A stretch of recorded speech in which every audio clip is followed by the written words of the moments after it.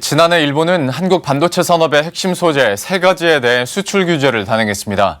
일본 의존도가 매우 높았던 우리 산업은 혹여 생태계에 균열이 생기는 것은 아닌지 걱정이 컸는데요. 1년이 지난 지금은 어떻게 달라졌을까요? 권순우 기자가 보도합니다.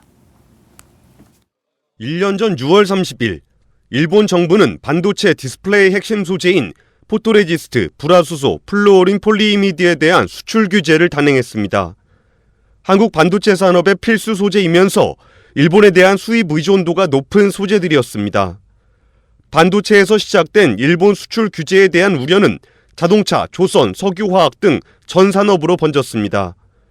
일본 의존도를 낮춰야 한다는 절박한 목소리가 높았던 1년, 한국의 일본 수출 의존도는 얼마나 개선됐을까? 3대 수출 규제 품목 중 불화수소의 경우 올해 들어 일본 의존도가 지난해 44%에서 12%로 대폭 줄었습니다. 국산화, 수입 대체가 빠르게 진행됐고 일본 업체들이 일본 정부를 피해 타국에서 우회 수출하기도 했습니다. 하지만 포토레지스트, 폴리이미드는 오히려 수입액이 각각 33.8%, 7.4% 늘었습니다.